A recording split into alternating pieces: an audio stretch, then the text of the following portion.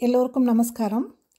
இன்றைக்கி நம்ம பார்க்க போகிற வாசகம் பிரச்சனைகள் நம் வாழ்க்கையில் ஊஞ்சலாடி கொண்டு தான் இருக்கும். அதை எதிர்கொள்வது ஒரு கலைதான். நம்ம வாழ்க்கைங்கிறத ஒரு பயணம். அதில் பிரச்சனை வந்துட்டு தான் இருக்கும். அந்த பிரச்சனைகளுக்கு நம்ம வழி கண்டுபிடிக்கிறச்ச 2 விஷயங்கள் நடக்கும். ஒன்று நிறைய பாடங்களை நம்ம இதில் கற்றுப்போம். இது செய்யணும், இது செய்யக்கூடாது, வாழ்க்கை இப்படி தான் வாழணும் அப்படின்னு நிறைய விஷயங்கள் நமக்கு இது அறிவுறுத்தும்.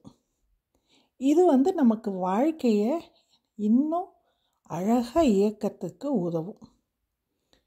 இன்னொன்று நமக்கு அனுபவங்கள் கிடைக்கும். இது வாழ்க்கையை செம்மையாக நடத்துறதுக்கு இது நமக்கு உதவும். அடுத்தது இந்த பிரச்சனையோட தன்மைகளை நம்ம பார்க்கலாம். ஏன்னா அதனை பற்றின விஷயங்கள், அதனுடைய தன்மை, கேரக்டரிஸ்டிக்குன்னு சொல்கிறோம் இல்லையா, அதை நம்ம புரிஞ்சுக்கிறச்ச இன்னும் நம்ம ஒரு சொல்யூஷனோ ஒரு வழியோ கண்டுபிடிக்கிறது நமக்கு ரொம்ப ஈஸியாக அது நமக்கு கிடைக்கும். அதனால் அதோட தன்மைகளை நம்ம மேலே புரிஞ்சுக்கலாம். முதல் தன்மை இந்த பிரச்சனைகள் எல்லாமே அதோட லைஃப் டைமுங்கிறது ரொம்ப ரொம்ப லிமிட்டட்.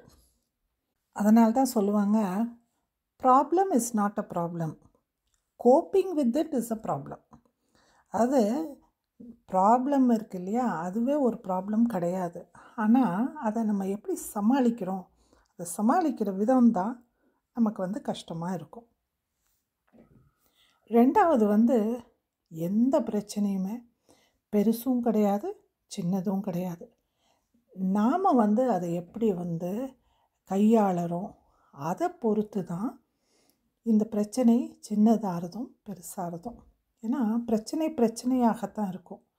அதை நம்ம எடுத்துக்கிற வழி, அதை நம்ம பார்க்குற விதம், அதை நம்ம ஏற்றுக்கிற விதம், அதை நம்ம கடந்து போகிற விதம், இதுதான் தீர்மானிக்குது அந்த ப்ராப்ளம் சின்னதா இல்லை பெருசான்னு. இந்த பிரச்சனைகள் இருக்கு இல்லையா, இது நம்ம வாழ்க்கைங்கிற இந்த படகுல அது ஒரு துடுப்பு மாதிரி. இந்த உலகத்தோட நீரோட்டத்தில் நம்ம பயணம் செய்யறச்ச இந்த துடுப்பை கொண்டு நம்ம படகை முன்னுக்கு செலுத்துகிறோமா, இல்லை இந்த துடுப்பை நம்ம அப்படியே விடுறோமா அப்படின்னு இந்த துடுப்பை நம்ம எப்படி பயன்படுத்துகிறோம், அதுதான் இங்கே ஒரு பெரிய கேள்வியாக இருக்கும். அதனால் பிரச்சனைகள் நம்ம வாழ்க்கை எப்படி போகுது, எப்படி நம்ம அதை செலுத்துகிறோம் அப்படிங்கிறது அது நிர்ணயிக்கிறது இல்லை, நாம் தான் அதை நிர்ணயம் செய்கிறோம். கடைசியாக இந்த ப்ராப்ளம் நமக்கு எப்படி உதவும் அப்படின்னா, it will help us to invent and reinvent ourselves. பிரச்சனைகள் நமக்கு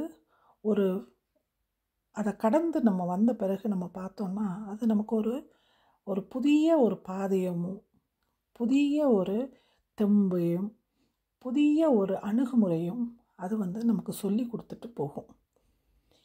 அதனால் இந்த பிரச்சனைகளோட தன்மை என்ன அப்படிங்கிறத நம்ம புரிஞ்சுட்டோன்னா நம்ம வாழ்க்கையை எப்படி அது கொண்டு போகும், அது எப்படி நம்ம கொண்டு போகிறது அப்படிங்கிறத நம்ம ரொம்ப சுலபமாக நம்ம புரிஞ்சுக்கலாம். இந்த பிரச்சனைகள் இப்படி தான் இருக்கும் அப்படிங்கிறது நம்ம சொல்லவே முடியாது. வித்தியாசமாக வரும், ஒரே சீராக வராது. அதாவது பிரச்சனை ஒன்றுக்கு பின் வராது. அது ஒரு லூப்பாக அது செயல்படும். அதனால் நம்ம ஒரு பிரச்சனையை பார்க்கச்ச அப்பாடா இதோடு இது முடிஞ்சு போச்சு அப்படின்னு நம்ம சொல்லவே முடியாது. ஏன்னா அடுத்த லூப் நமக்கு ரெடி ஆகிட்டுருக்கு. அதனால் அதை கவுண்டர் பண்ணுறதுக்கு நம்ம ரெடியாக இருக்கணும் அப்படிங்கிறத நம்ம உணரணும். ஏன்னா ஒவ்வொரு பிரச்சனைகளுக்கும் அதுக்குன்னு ஒரு லைஃப் உண்டு. இந்த பிரச்சனைகளுக்கு இது ஒரு ப்ராப்ளம் அப்படின்னு நம்ம ஏற்றுக்கிறோம் இல்லையா, அதுவே ஒரு மைண்ட் செட்டு தான். அதனால் இந்த பிரச்சனைகள் they are independent of our mindset. மூணாவது இந்த பிரச்சனைகள் ஒரு தரப்பான மக்களுக்கு மட்டும் வருது அப்படின்னு சொல்ல முடியாது. நம்ம குடும்பத்தில் இருக்கிற பிரச்சனையாக இருக்கட்டும், நம்ம ஃபைனான்ஷியல் பிரச்சனையாக இருக்கட்டும், நம்மளுடைய ஹெல்த் பிரச்சனையாக இருக்கட்டும், நம்மளுடைய கடன் பிரச்சனையாக இருக்கட்டும், இது எல்லாமே உலகத்தில் எல்லாருக்கும் நடக்கக்கூடிய ஒன்று தான். இதில் காஸ்ட்டோ, க்ரீடோ, கலரோ, ரேஸோ, நேஷ்னாலிட்டியோ எதுவுமே கிடையாது. அந்த என்ன மாதிரி இம்பேக்ட் அது நமக்கு கொடுக்குறது அப்படிங்கிறதுல வேணால் வித்தியாசம் இருக்குமே தவிர, ஆனால் இந்த ப்ராப்ளம்ங்கிறது கன்சிஸ்டண்ட்டாக எல்லாருக்கும் நடக்கக்கூடியது தான். அடுத்தது இந்த ப்ராப்ளம்ஸ் தே டோன்ட் டிஸ்கிரிமினேட். இவங்களுக்கு மட்டும்தான் இந்த மாதிரி ப்ராப்ளம் வரணும், அவங்களுக்கு மட்டும்தான் இந்த ப்ராப்ளம் வரணும் அப்படின்னு வராது. எல்லாருக்கும் வரும். ஆனால் ஒவ்வொருத்தரும் அவங்க நேச்சருக்கு தகுந்த மாதிரி அதை ஹேண்டில் பண்ணுறாங்க, அதை பார்க்குறாங்க. இந்த ப்ராப்ளம்ஸ் நான் எப்படி பார்ப்பேன் அப்படின்னா, இது தர்மராஜருடைய தலைமை சேனாதிபதி மாதிரி செயல்படும். இது நமக்குள்ள ஒரு மாற்றத்தை கொண்டு வரும், நமக்குள்ள ஒரு தைரியத்தை கொடுக்கும். அதோட கோஷமே இந்த மாற்றமும் தைரியமும் தான்.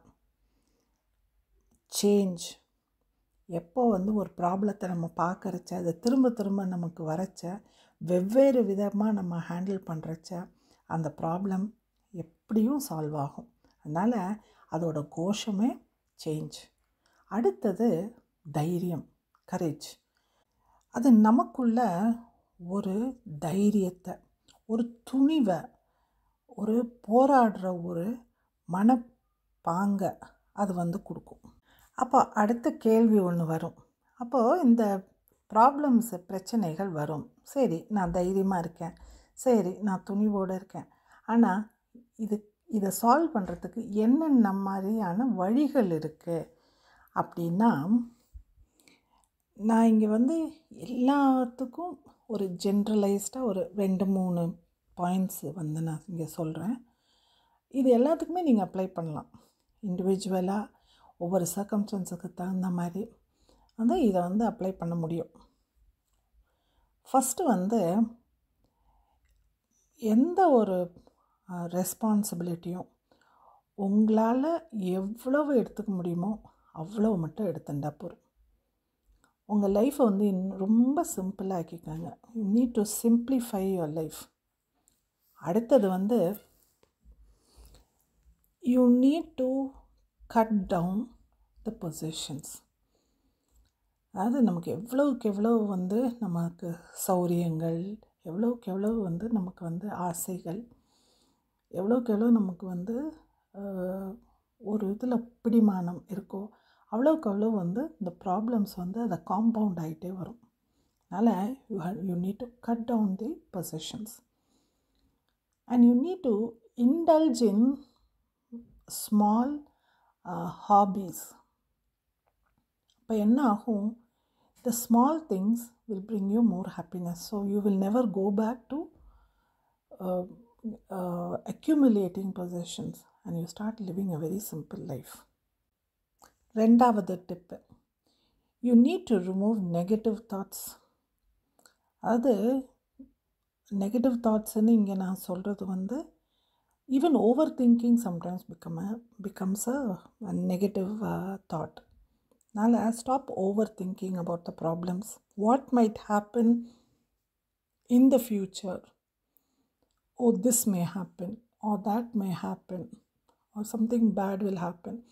So, when you overthink, all these thoughts will come to your mind. So, அதை avoid பண்ணுறது நல்லது. Live one day at a time.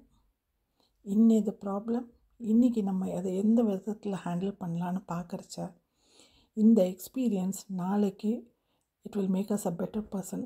So நாளைக்கு வந்து அந்த ப்ராப்ளம் எக்ஸ்டெண்ட் ஆகிச்சா நாளைக்கு அதை வேறு மாதிரி நம்ம திங்க் பண்ணி அதை ஹேண்டில் பண்ண முடியும். அதனால் you need to live your life one day at a time. மூணாவது வந்து you need to stay away from negative relationships.